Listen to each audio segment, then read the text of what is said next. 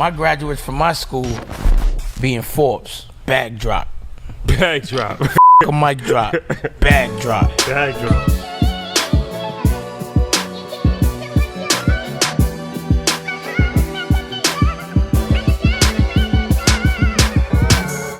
All right, guys, welcome back. EYL. This is going to be an exciting episode, something that is near and dear to my heart. Something that's extremely important. Yo, so that's a smile within the first 10 seconds. Listen. Yeah. It's going to be big. Hey, For sure. I'm with it. We did an episode, I forgot what number it was. It was a while ago. No, it was content creation. Oh, it was just me. 28. Something like that. Yeah, B. We dropped 2 episodes one week. Yeah, we went back to back. Yeah. And it was like A and B. So yeah, that second half of that episode was me talking about content creation, because devoted a lot of time to learning about Instagram and content creation. It's very important. A lot of sleepless nights. Takes a minute. Very important. So this is our follow-up. We brought an expert in, Nikki Saunders. So if you are familiar with her, you've seen her on Instagram. She does a lot of dope stuff, but my probably personal favorite thing that you do is you take other people's content and you break it down and kind of like explain it. Like, so you recently did that with one of our videos. Thanks. Yep. Appreciate that. Of course. I know you. A lot. I know you. A lot of Miami vibes. You know what I mean? Yeah, sure. You did it with Circle of CEOs event. Yep. A few people. And so, but before that, Eric Thomas, a legend in the game. Of course. So branding and content creator. Yeah. Head of branding and content for Eric Thomas. So you see ET, and you probably got introduced to ET on social media. I did. Now I'm talking about from the general public. I was like, they did too. General, so I did. General public. So you probably got introduced to him on social media through a clip on Instagram, Twitter, whatever. And odds are Nikki probably made that clip, right? Yeah. So yeah, top of the line. So Nikki is a master in content creation across all platforms. And now she's stepping more out in the public, has a podcast, more active on social media, growing a rapid following. So this is going to be an interesting conversation on how to build a brand online. Content creation is one of these things that there's really no college course for. No, so a lot of business owners, are losing out because they don't know how to, not just business owners, but just anybody, artists, whoever wants to become, more popular on social media, they're losing out because they don't know how to go about making content. Or even if you're hiring somebody, you have to actually have some level of knowledge, because you could be hiring the wrong person if you don't actually know. If you don't have the vision yet. Exactly. It's not for the faint of heart, and it takes a lot of discipline. Talk about it. It really isn't. It's a specialty, and so we should treat it as such. And so, boys and girls, get your notepad. It's something special. So, without further ado, thank you for joining us. Appreciate it. Appreciate you having me. Yeah, for sure. So, all right. So let's get some backstory. Let's do it. How did you start in the content creation, and how did you start working with Eric Thomas? So I was in the Navy for about 9 years, right? And once I got out, I was in IT, didn't really figure out what to do. And of course, like anybody else, I saw an ET video. I was like, who is this man yelling at me? What's happening? Why is he yelling? But I'm so intrigued, right? I'm so intrigued. What's happening? So I found out that he had a online community called Breathe University. And I joined, and I just realized that on there, I had a voice.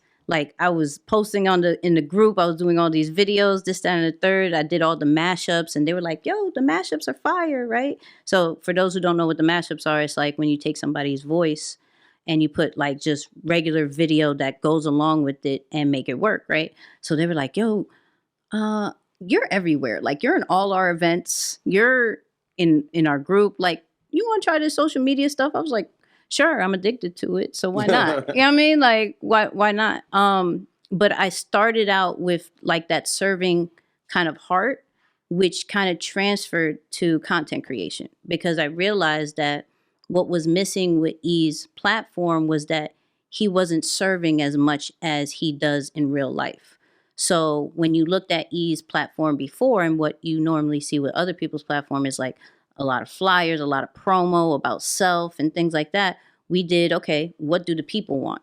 The people want to hear him yell at you, hit the bars, give us motivation. And so I just created little clips like that over time. And it went from 300K to now 2.1 million just on Instagram and like millions on that, just serving the people. And that's like normally how I got started, with just the serving heart. So what's the time frame, right? Because you said IT, Yep. you were doing that, Yep. And you came with adding value, which is Yep. important. A lot of people don't realize, like, add value, give value, Yeah. give value.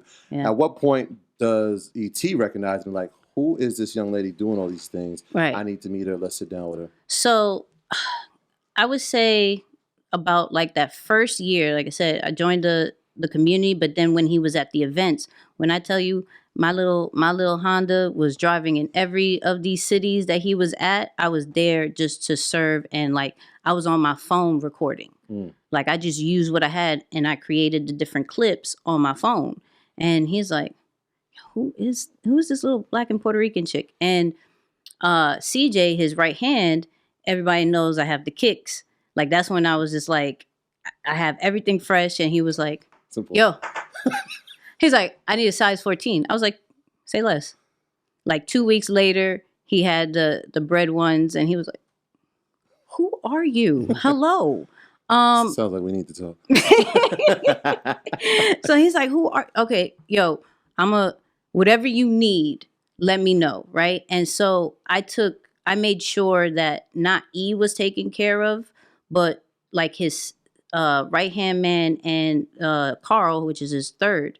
Right. And I just made sure, like, okay, what does the community need? Does anything need to be uploaded? I have an IT background. Let's do that.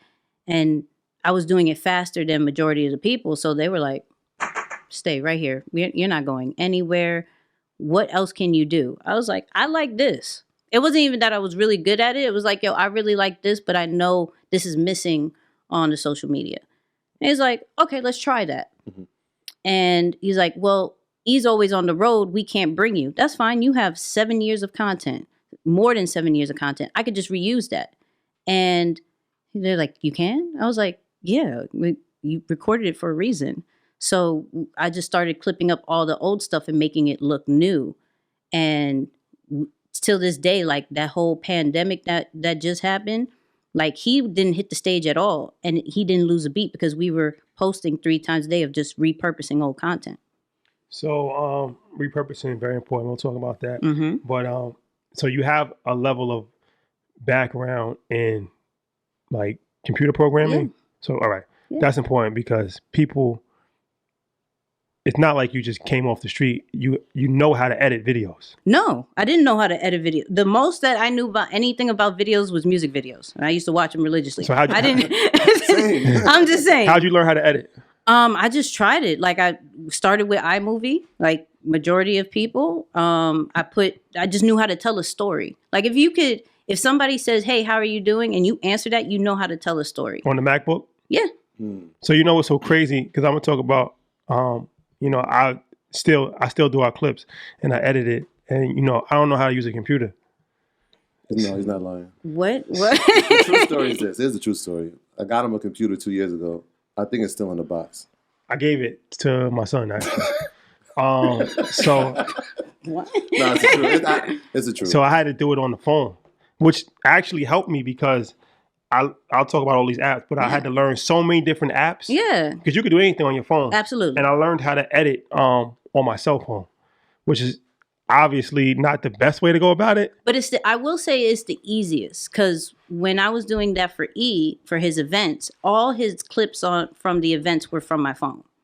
I didn't dare. Now we just got the rhythm to where I can get on the Mac and everything like that. But the first part was like, get that, put it in InShot, trim it up, put some words on it. We keep it moving. Like speed kills when it comes to social media. So like that you just started with the phone and stayed there. I ain't mad at it because it's just easier and faster. It is. Well, all right, let's get into this conversation then. So different types of content, but let's talk about the content that converts and actually has an impact. Yeah. Where Eric Thomas is at the 2 million level. Mm-hmm. That's what we're trying to get to. So what's the content that converts and has impact? Authentic content. And that sounds very cliche, but at the end of the day, the way the world has been with social media and content and everything like that, we just want to see you. And we just want to see what honestly you have to give and not being sold to. So if you speak, like, so show us speaking. Like, what do you speak about? Show us the important parts. Like the first about 3 to 5 seconds, you need to get straight to the point.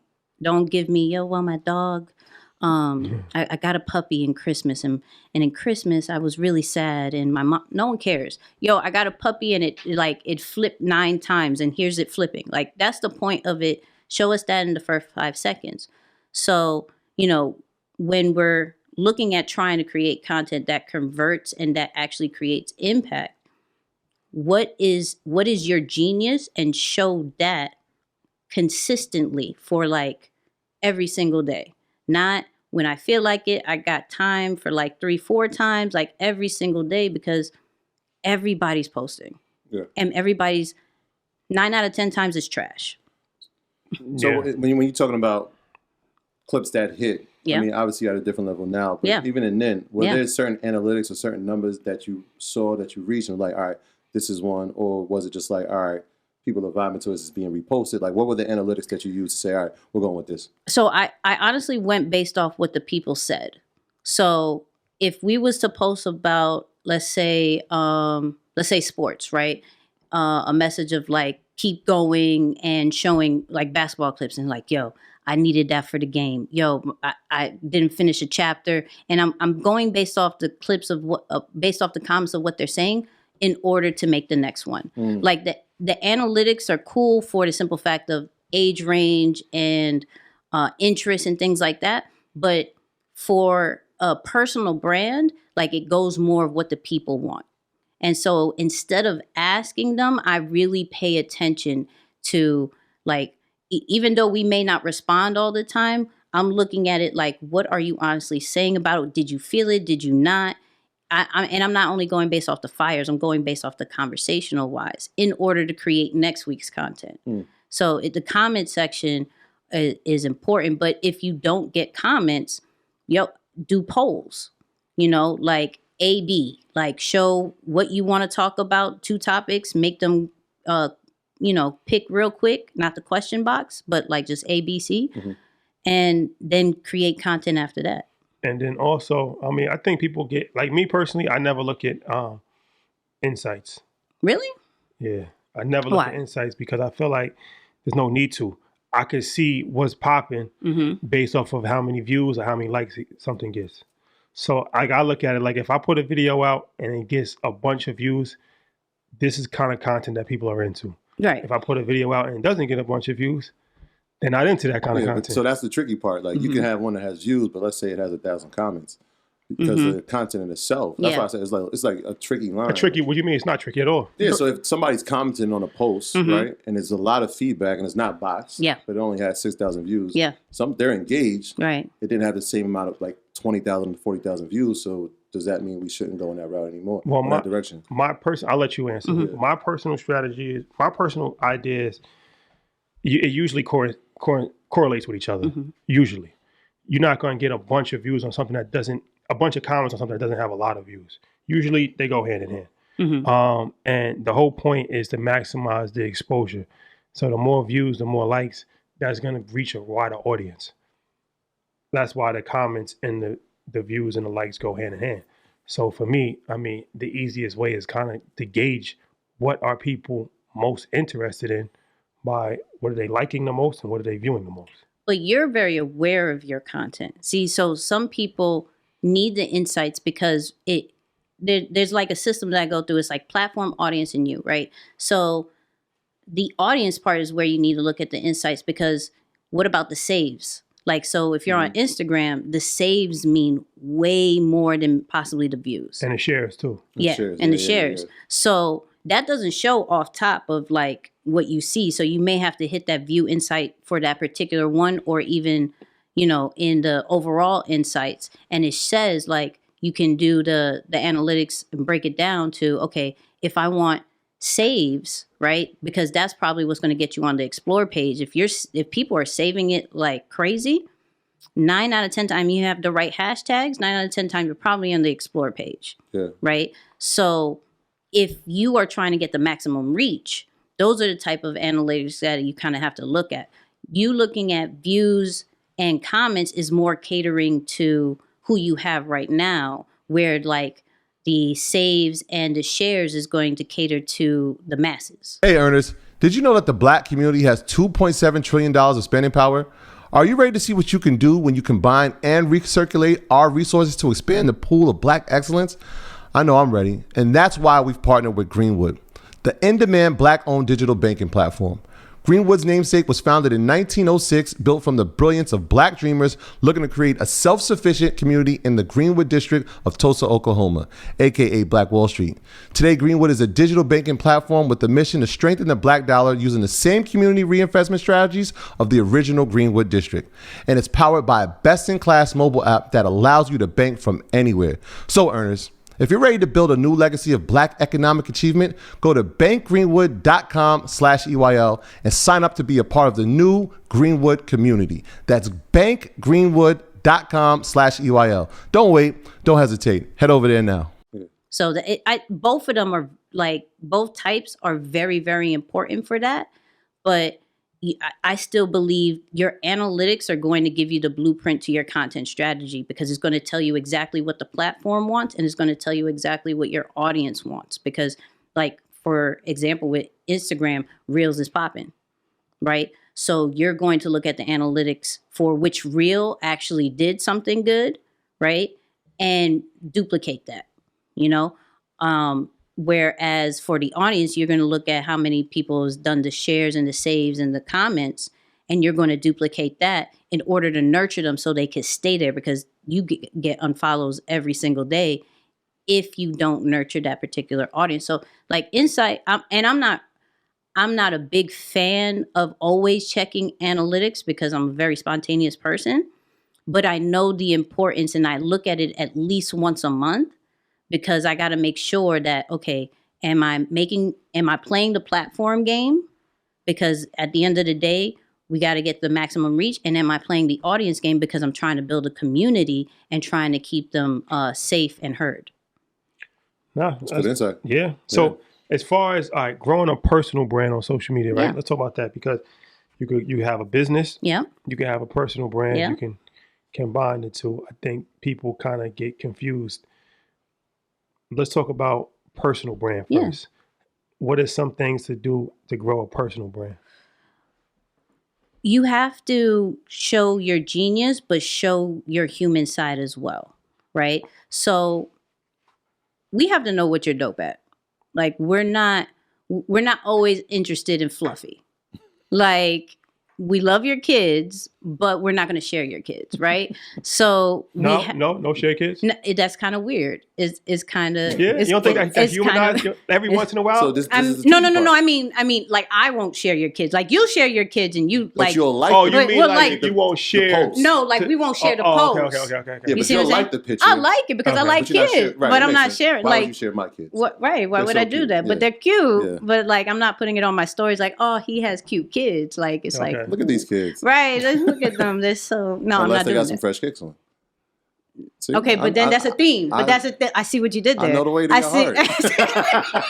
I'm reading the analytics. Yeah, no. I see what you did there. But that's if you themed it out, right? See? Yep. And then I'll get you on the sneaker pages. But that's a whole different conversation, right? But like, you have to, when it comes to a personal brand, we have to know what you're dope at. And there has to be content that shows that, and then kind of put in the human kind of vibe, because we want to connect with you as a human. We want to know that you're not just, you're like, oh, that's a goal. Like, I want to be her or him at the end of the day. That may be true, but I also want to be able to talk to you. I want to also be able to connect with you and join your programs and feel like you're actually going to be there. You know, there's some personal brands that we see that we're like, I don't know if they answer their DMs. I don't know if I reached their assistant, this, that, or the third. And the great thing about creating a personal brand with like just that human connection is like, oh, you're reachable. You're not typical influencer that just doesn't pay attention to us after you have 10K followers. So by creating the dopeness and the genius part first, and then the human side, it gives a great blend of like, I don't know what you do, but I want a part of it. Yeah. So what's the line, right? Because I'm thinking like after you show the dopeness, you show the human side. Now we blend after we've done both. Is there like a system, like, you know what, I'm washing dishes or I'm going to the park with my kids, but yo, here's my brand too. Like, what's that feng shui of like balancing those two? So I always go with like setting boundaries. Like first, what are some non-negotiables of what you'll post, right? Yeah. Like you may not be the one that wants to post about your relationship. You may not be, but then you may want to post everything about eating popcorn, right?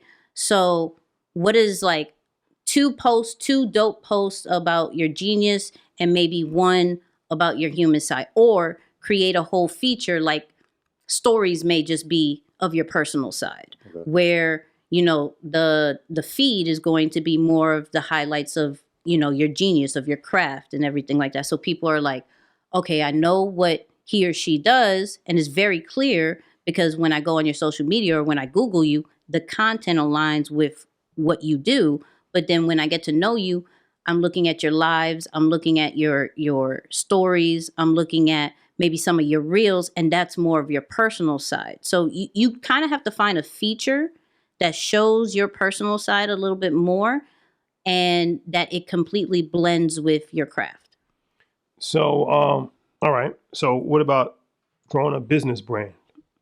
Now that is where you really don't show anything personal. Like, but in order, the way the world is working right now, you got to kind of put a face to a brand, right? For the simple fact, the same reason why we grow a personal brand, we connect with people. We don't connect with logos. We don't connect with just regular brands. We connect with people. So if you show the people who are working for you, if you're showing like more of the behind the scenes of it, then that's giving more of the human side as well with the business, but you're going more focus on, all right, what is the product? What is the service? What is the stories behind the products and the services? Not just saying, hey, I got water, buy my water. It's like the water was created in order to help what pain point, you know, and the pain points are the pieces of content that you're going to be showing instead of necessarily the products. So when it comes to the business side, you're catering to your audience through stories and through behind the scenes of your employees. So, I mean, on the business side, at what point, again, with balance, because I feel like some people have a business and it just becomes overwhelming. Every 5 minutes they're in your face. And then it's like, you lost me, I'm unfollowing. Right. So for that scenario, like what is it? Is it like, all right, every 3 to 4 posts we do something about a product that we're doing, but we show them the brilliance of our companies? I mean, it depends on that particular business, but I do believe with a balance of your customers, your employees, and then your product, because you want to show who honestly is using the brand, right? You want to, like, people want to have that kind of testimonials, want to see like people interact and be highlighted. Like, let's say if you have a hat brand, other people wearing the hats instead of the models, like, oh, okay, I'll buy that, So a blend of actual people, your employees, because it brings that human connection, and then the product kind of just lasts, but with a story still tied into the people. So what are some ways to monetize content on social media? That's a big one. Where do you want to start? So the $1 million question. Yes.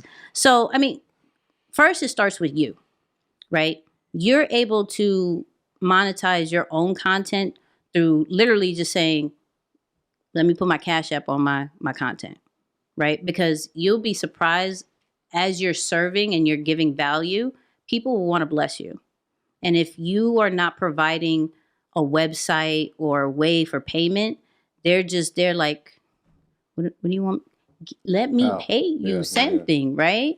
So like if you were to just put like your Cash App, your PayPal, Vimeo, whatever, first and foremost, just really discreet, that's one way. Of course, being your own, having your own ads in your content is another way. If you're selling a shirt, anything, sneakers, whatever, you put that in the middle of your content. Don't allow the platforms to kind of do that for you, because you've already created an audience and they're like, well, I'm watching 50% of your content already. If I put it into 30%, I may want this. So be your own way of monetizing first, but then like with different platforms. So Instagram has badges, they have Reels bonuses, and they have in-stream ads, right? Mm-hmm. So badges is if you go live, you have about like 10K followers or above, and you go live on a consistent basis. It's like a tipping system. So you have that. Reels, because it's really popping right now. They're giving creators money to create reels. How do you get paid to create reels? So it's based off plays. So for example, if you get 9.8 million plays, you get 8,500. Right.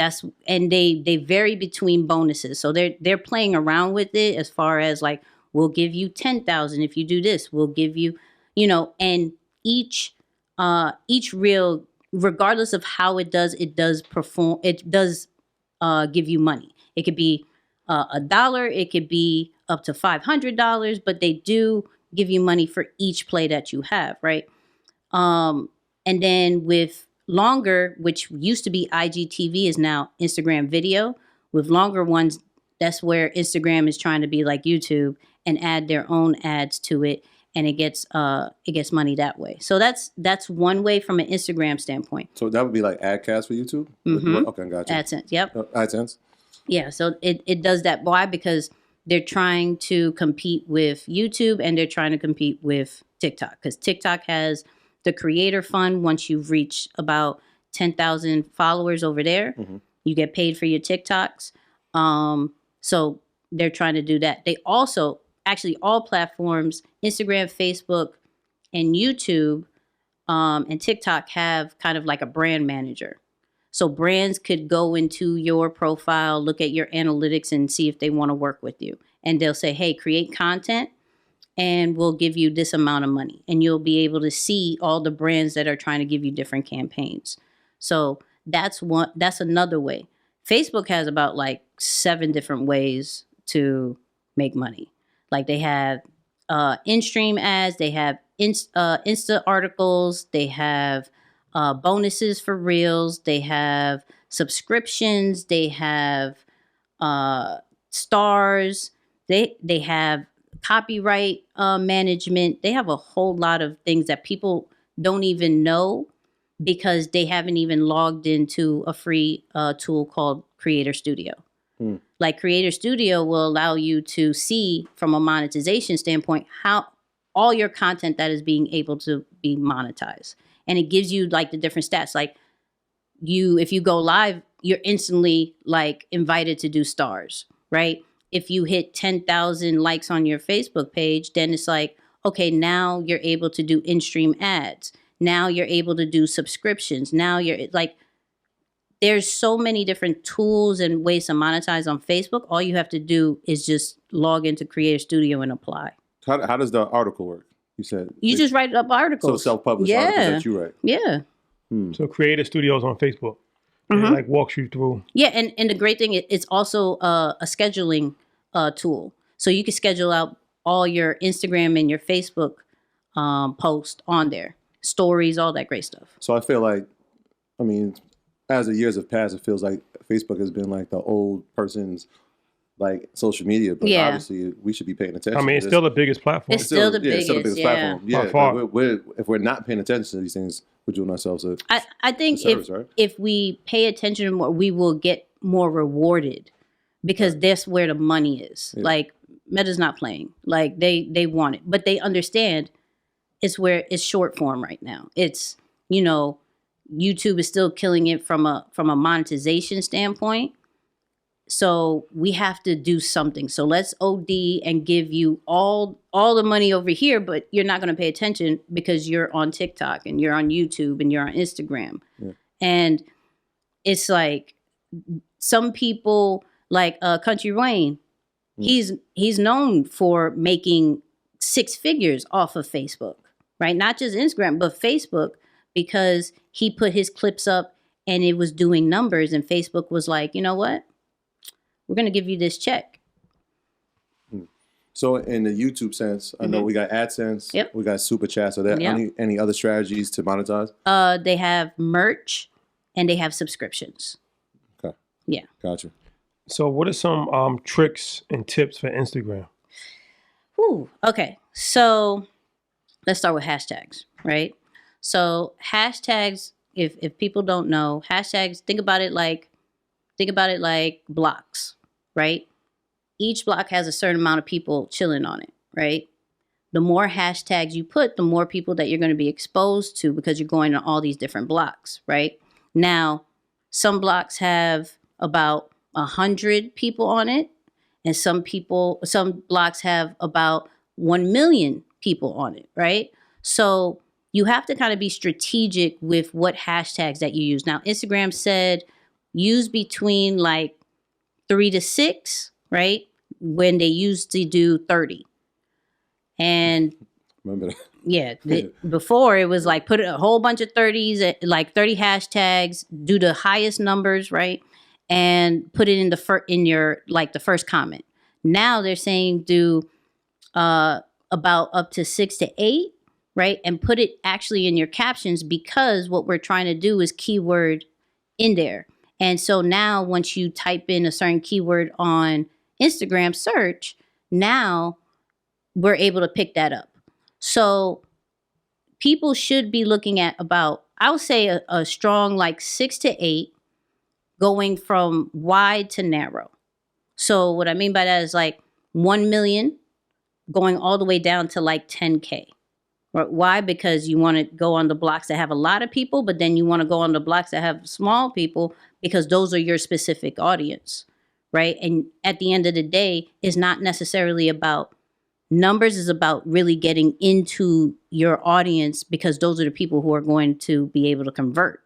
So 6 to 8, and then using those, like having about like, I'll say 3 to 5 different batches of hashtags. Don't use the same one over and over and over again, right? Because that means you're just chilling on the same blocks every single time. You also get shadow ban like that. I got shadow. Well, so that used to be a thing. But that is like controversial because Instagram put out saying they don't shadow ban. No, I got shadow banned twice, and I know a lot of people who have. What happened was years ago, it was a thing where you have like 30 hashtags and you just copy and paste it, and then, the hashtags. But it wasn't. What happens with that is that, at least back then, it gets red flagged as spam. Yes.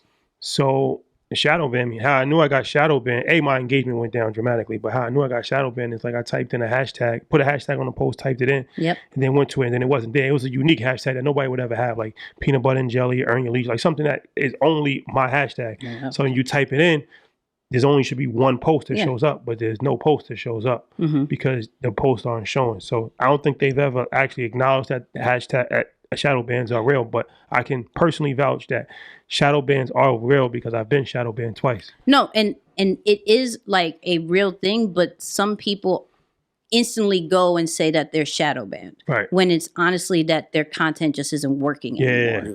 So you kind of have to know the difference. So if anybody does think that they should do what he just said, which is like use a specific hashtag and just see if you pull up. If you do, you're not shadow banned. Your content just sucks, and that's okay. That's okay too. That's okay. Yeah. You just got to be aware of it and just make the adjustments. But use hashtags that's relevant to the post. That's what I was and going. Switch the hashtag. Don't use the same hashtag. No. I'm thinking like if you obviously when we post a lot of things about business and entrepreneurship, right? If we just do a hashtag that said friendship, there's more people that have the friendship hashtag. Absolutely. You're going to probably bring that audience in, but that doesn't even make sense to put something like that in. No, because you're going to, that's why I say you're going to attract a lot of people. Yeah. Right. But it's not what they want, and it's not the audience that you need, because they're not going to necessarily buy or share or anything because you just got their attention for that one time and that was it. Yeah. Right. So you do want to go more specific with what the content is and who you are. Right, because that's the people that you're looking for. Now, is that a slower kind of pace? It is, right? So you're going to get numbers, but you're not going to necessarily get the numbers as if you did the bigger hashtags. But in the long run, you make more money that way. You get more impact that way by using the correct hashtags than just going with Super Bowl or, Throwback Thursday and Dog things lover. like yeah. And you don't have a dog. But Are there any specific hashtags? Like a lot of times bots take over your page. oh God. Is there like specific hashtags to stay away from to track them? Anything that's over 2 million.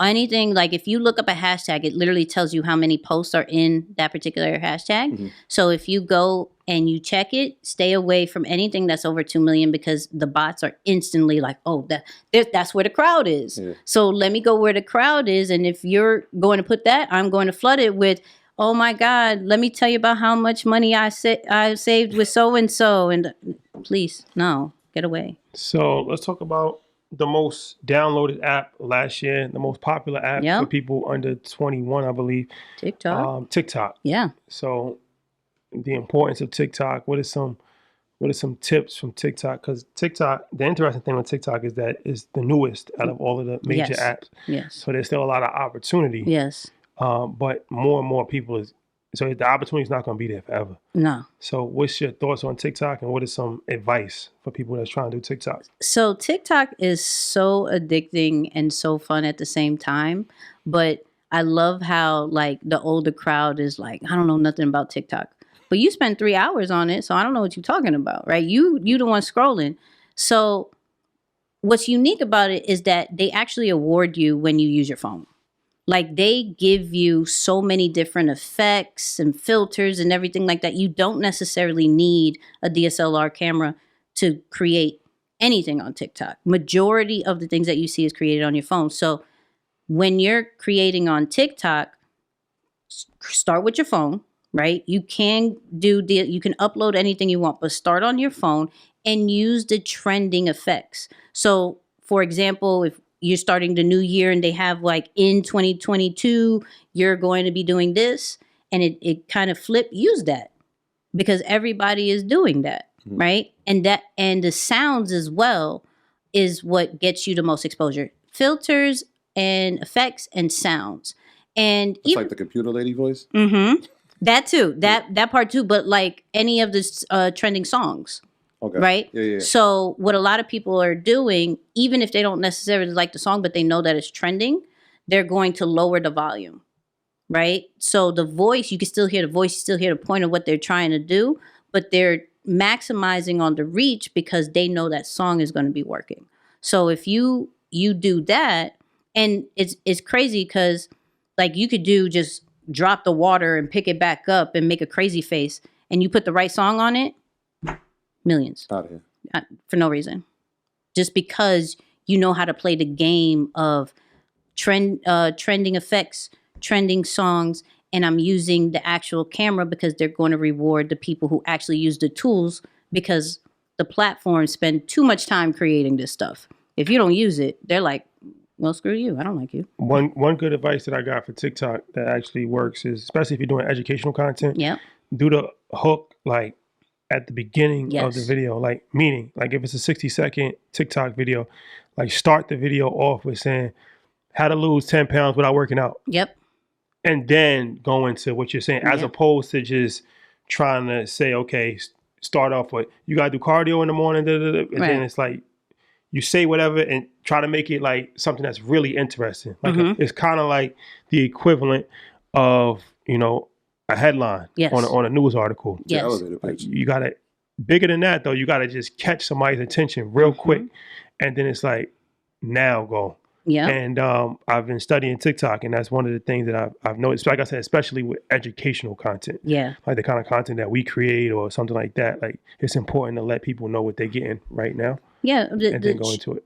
People have short attention span nowadays. Like it is what it is, and even on longer form videos, they actually recommend that same kind of style of giving them a hook. If you see some of the YouTube videos, YouTube. Yeah, YouTube will be like, in this video, blah, blah, blah, blah, blah. All right, let's get into the intro. Or we started doing that actually recently, where you take the highlight of the video, and that's the first 10 seconds. Yep. And then the video starts. Yep.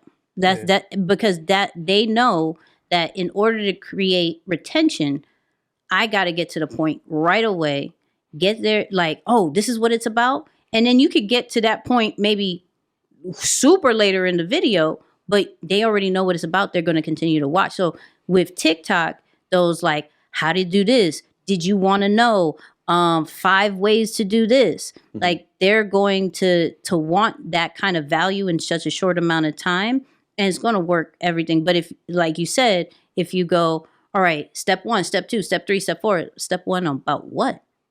I'm going to scroll to because I want to get to what I want to know. Well, so for a business, right? There's a brand. I've noticed somebody right now that's sitting like, I've been trying to do TikTok. Yep.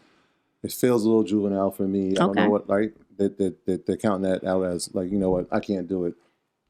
Obviously, this is something you can do for yourself, but what is the time requirement for somebody to put out effective TikToks? And is there a schedule of how many times they should be posting on TikTok? So, of course, the typical is bare minimum once a day. But if you're really trying to blow, it's like 3 times a day, right? And I follow this chiropractor, crazy, uses the trending sounds, right? Mm-hmm. And literally just gets to the point where like puts the mic and you hear the kind of thing. Like when they crack the yeah. And it's been, right, and it's been blowing up. Yeah. But chiropractic is not sexy. Like it's not an interesting topic but if you do like just what people want to hear, like they have the ASMR kind of the sound thing. Mm-hmm. They know people want to hear that. They want to hear the cracks and they want to hear the trending sound. Boom. Not all businesses have to dance, have to do the pointing stuff or anything. But what you do have to do is find the point of your business, highlight it, and use something trending to it so it makes it sexy. Yeah, it's important. What do you feel about like titles? Like people put titles on videos. It's needed because once again, it's one of those things that will keep your attention. I know exactly what it's about. Like I'm not guessing. So like titles and captions is the easiest thing to do in order to create retention, right? Because I don't want, if you don't have a title and if you don't have captions, that means I have to like really watch you, right? And 9 out of 10 times we're not watching it with sound on. Right. So if we had sound, we may be able to watch it longer, but we're only given a certain amount of time. Now, if you have a title and it's saying how to do this or the fire is bars from so-and-so, I'm watching it. Right. But if you don't have anything, I have to assume what it is. And you don't want to assume, you don't want the followers to assume what your content is. They need to know right then and there in order to watch it. That is a fact. It's like newspaper or anything, a magazine. Imagine if a magazine never had any titles. It just had words. Words and pictures. You'd be guessing. Like if you was interested in a picture, like if you just seen Jay-Z and you're a huge Jay-Z fan, you might read it. Right. But that would be extremely difficult to retain people's attention if there wasn't titles. We have to look at what we like outside of social media in order to improve our content. So what I mean by that is like, if we're trying to promote something and like we watch movies, we see trailers, right? We see how they do like really quick, like an action scene real quick.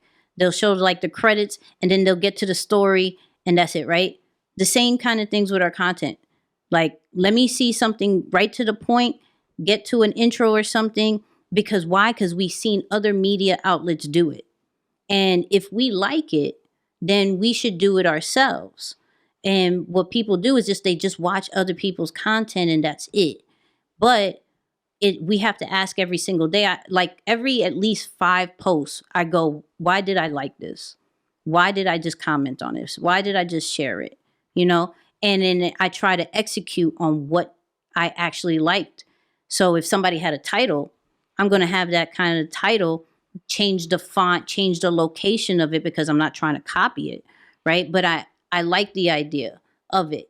Or, okay, this person did like shortcuts real quick. So it changed from you to the main person real quick, fast to keep my attention. I'm going to try to do that as well because I know looking at a person for too long, I'm going to lose interest. And so how do I make sure, even though I'm talking, I change different angles side by side by side? Why? Because I've seen it on music videos. I've seen it in movies. I've seen it in this. So you got to look at content not only from a consumer side, but how do I produce exactly that? Because if I like it, at least 100 other people like what I like. Yeah. As you were saying it, I'm thinking like, I was just watching Don't Look Up. The movie's playing for like 5 minutes before the title even comes out. I'm like, damn, we've been trained this whole time in movies. We just weren't looking at like that's content. Yeah. But it is. I got a question for like a brand or somebody. What application should they be on? In level of importance, and obviously Facebook is number one. But if we're building a brand, building a business, what are the applications we should be on? Definitely. So I think it really depends on who you are, right? Because I'm really big on understanding who you are to create content. So I always break it down into something simple as like, are you an introvert and an extrovert, right? Because if you're an introvert, you're not going to always do videos. You're not going to feel comfortable in it. Even though this is a video-driven world right now, what it seems like, there's still a whole audience of other introverts that are looking for your quotes. They're looking for your blogs and articles and things like that, right? So YouTube may not be the thing for you, right?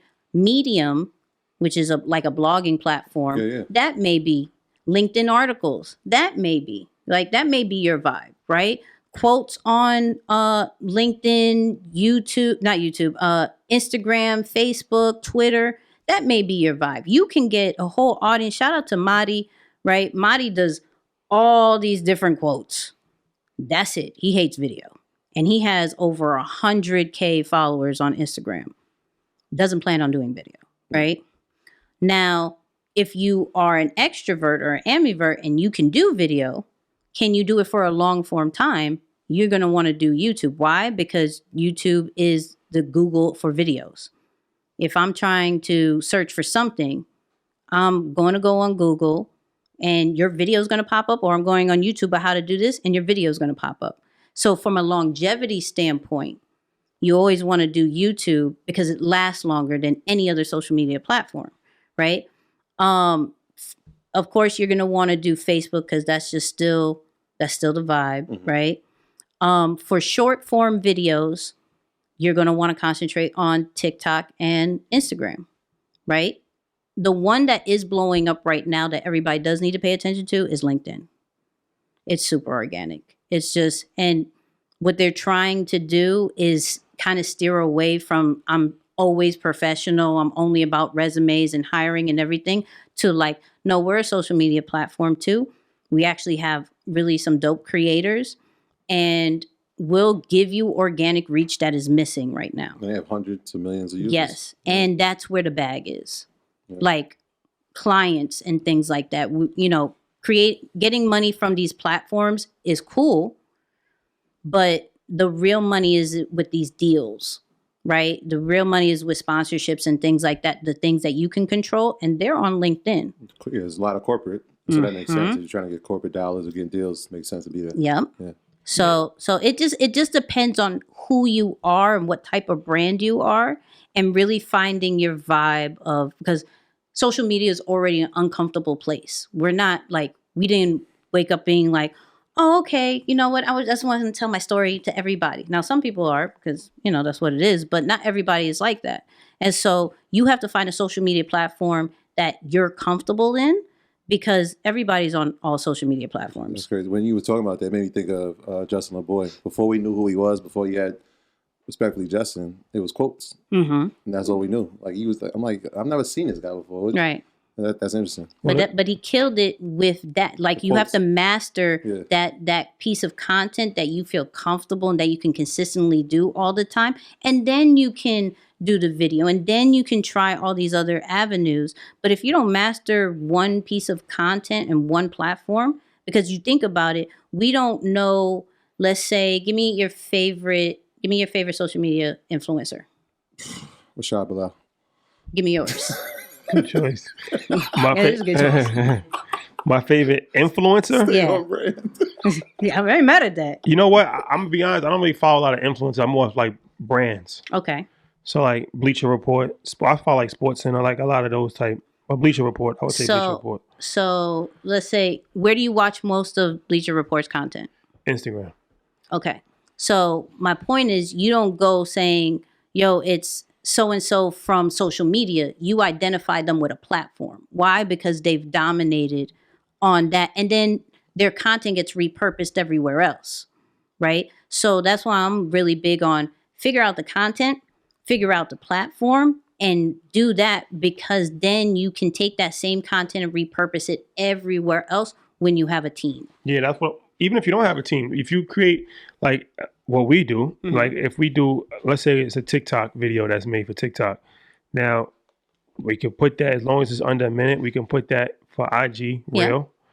And then we can put it in Facebook. Yeah. And we can also put it on Twitter. Yeah.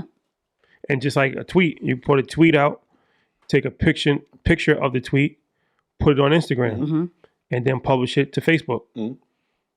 So now you just create content for one native platform, but you can usually repurpose that. Yeah. Especially videos.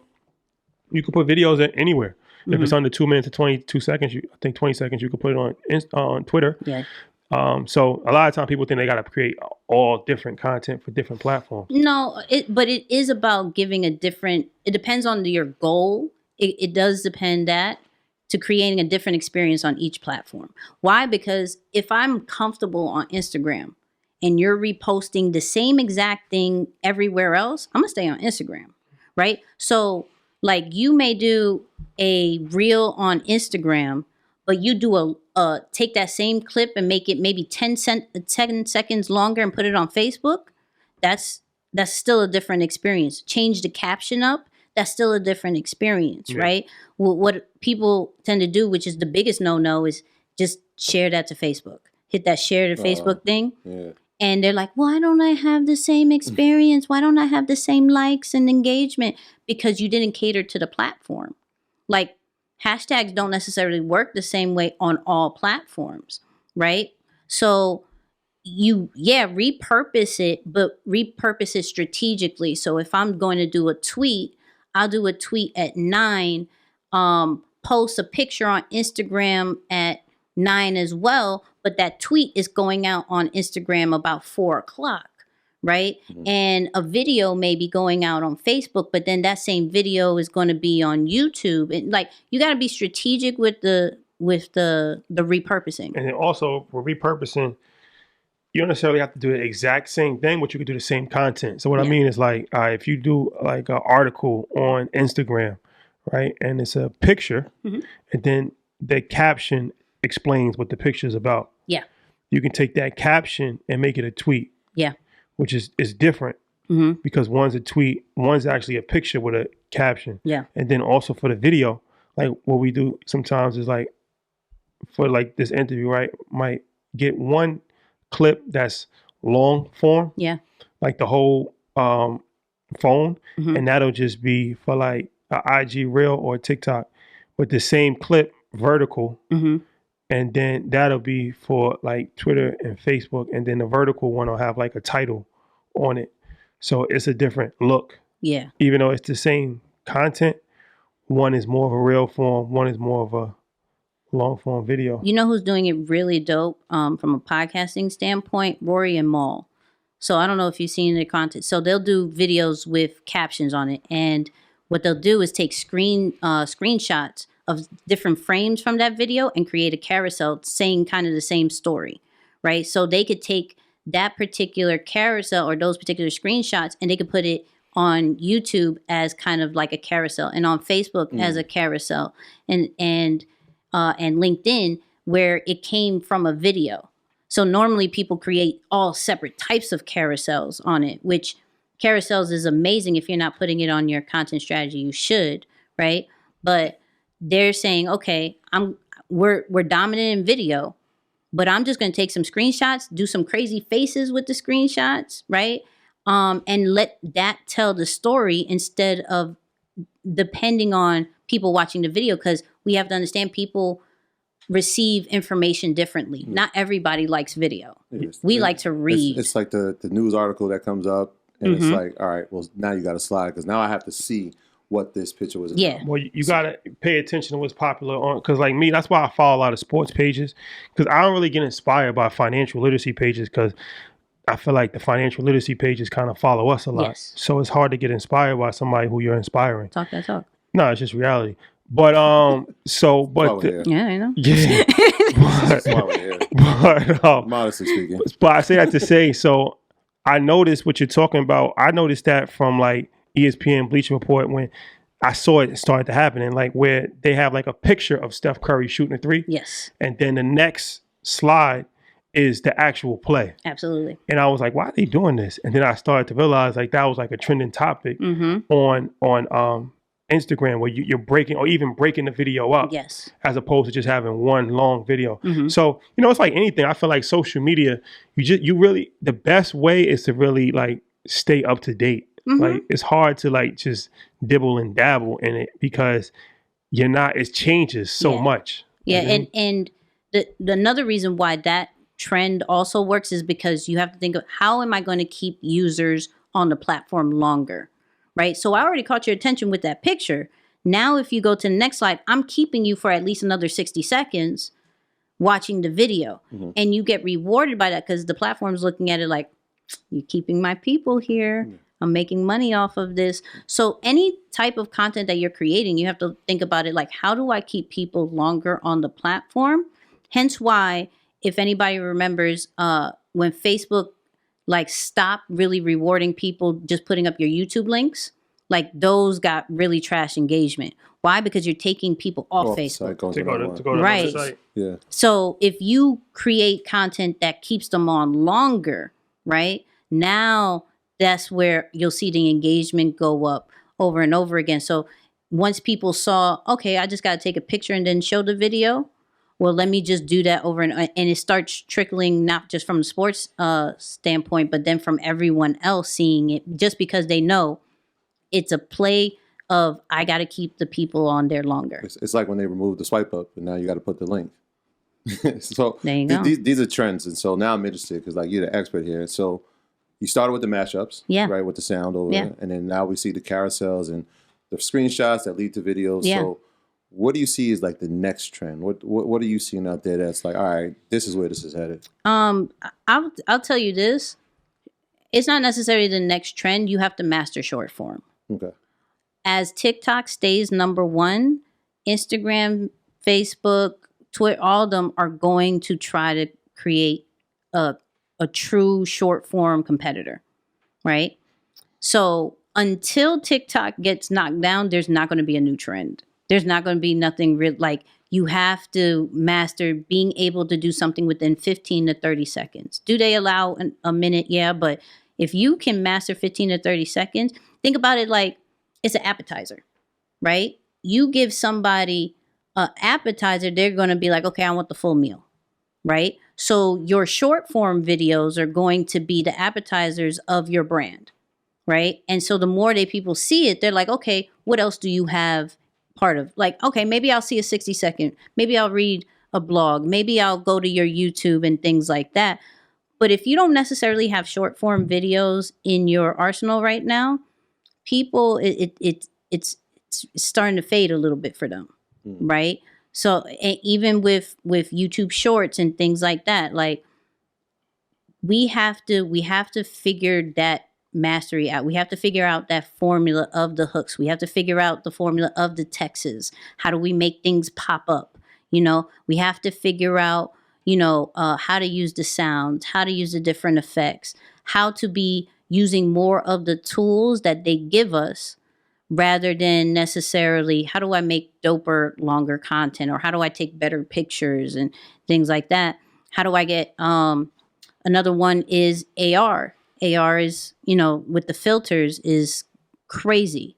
For those people who are interested in creating AR filters, that's going to be a wave because you have to think about, okay, these creators need to do something with their content. So if I'm creating a dope AR filter for it, not only does that bring attention to my brand, it brings attention to the creators, a win-win situation, and they're going to go to you for more stuff. So short form and AR filters, I think, is those two things to concentrate on. So like TikTok, you can create most of the content on your phone. Yep. But like if people are still interested in maybe IG or just, what are some apps that they can possibly use like that, on a computer to just create more high level content? So I'm big on creating like your media team, right, with apps, because not everybody can afford a videographer and a photographer, right? So for your video editor, you're going to use InShot. You're going to use apps like Video Leap. You're going to use apps like, what's another one? VidLab. Those apps are really good for iMovie if you really want to start it out. But InShot, VidLab, CapCut is my new favorite one. I'm not going to lie. What is CapCut? It's one of the top apps. Oh, I love CapCut. It's one of the top apps of 2021. So it is a video editor and a photo editor. So you can do captions in there. You could do titles in there. You could do transitions in there. You can make a still picture like turn into a video. So it does like kind of like 3D kind of thing. You could do the cartoon, the big head, like the effects that it has in there. You could remove backgrounds. You could do green screen. It's everything for free. Like other services, you have to pay for all these different features.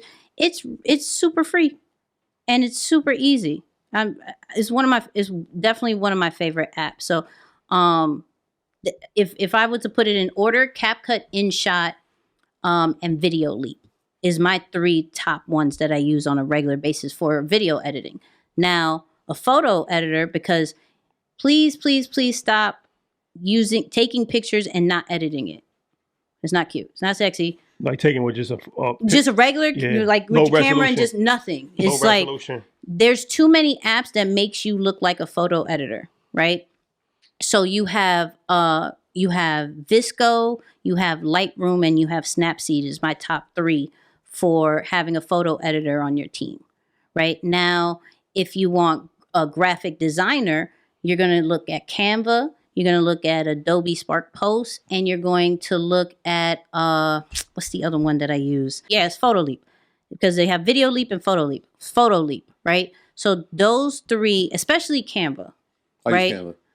Why? Like, they have everything in there. Like, you want to look for a newsletter? They have a newsletter template. You want to look for a YouTube thumbnail? They have that, right?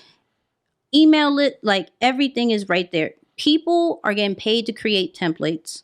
Use them, right? Just change the colors, change the fonts, things like that, right? And then the last thing is people are going to need a social media manager, right? Use Creator Studio or Facebook Business Suite. That's another one. Later or Buffer. Those are the apps that will allow you to schedule out your content that you're making now, right? And for you to be consistent, because the biggest thing is when you create a whole bunch of content, they're like, all right, when do I post? I don't have time. I have real life. I have kids and mom and all that great stuff. Yeah, just give it to your social media manager, AKA the app, and let them post it for you. And all you got to do is change it back, check on the times that you do, go engage with it, and that's it. There's a whole lot of game. A whole lot of game. Yeah, definitely. You can be rewarded for low quality videos, but not low quality pictures. Mm-hmm. Two different things. Keep your pictures up to par. I love taking good pictures. That's why I knew Canva, because I'm like trying to study photography. Listen, Canva is a cheat code. No, I promise you, Canva is a cheat code. Lightroom is a cheat code, and CapCut is a cheat code. There you have it, ladies and gentlemen. This episode's a cheat code. That's a fact. So what's next for you? What's on your horizon? Man, it seems like everything content creation. So I'm going to be a creator on LinkedIn. That's why I said LinkedIn is starting to do some different things. What does that mean? They have a creator accelerator program. So only like 100 content creators got picked in order to like make LinkedIn look like us, right? Pretty much. So that where you're going to have like exclusive content on LinkedIn for about like 10 weeks. That's happening. I got Nikki and Moose the podcast, just like completely killing that up, like wanting to really dominate in the remote space more as a podcast, breaking down brands and businesses, but more not just talking about their accolades, but how did they build the brand? Yeah, congratulations on that. Thank you. Thank you. Yeah, like we just had Wall Street Trapper. Yeah, I saw that. And it was like, we leave all like the story and the stock stuff for everybody, for y'all and everybody else, because that's what it need. But y'all, how did you build that brand? Like, did you have a PR person? So that's like kind of what we go through with Nikki and Moose. And that's really my main thing, deeper than the brand, teaching other people how to create content, how to build their brand. You know, that's my main focus of this time. Dope. Thank you for joining us. How can the people contact you? Social media handles and all of that? Yeah, everything at This Is Nikki's, NICKY with an S, right? Mainly on Instagram though. I'm big on Instagram. I love it. I'm going to be active in LinkedIn too, so find me there too. Yeah, shout out to all the Microsoft investors. Yeah. Yeah, we gotta get on LinkedIn more. Yeah. Gotta do some stuff on LinkedIn. Something that we kind of not put a lot of energy in. Oh no, I'm telling you. That all changes today. I'm telling you, they're LinkedIn different. looks like us. Shout out to LinkedIn. Troy, housekeeping items? Yeah, shout out to everybody on patreon.com. Shout out to all of our earners in EYL University, the #1 place for everything in the world of business and entrepreneurial endeavors. Shout out to everybody that's supporting our merch. I got my one-on-one.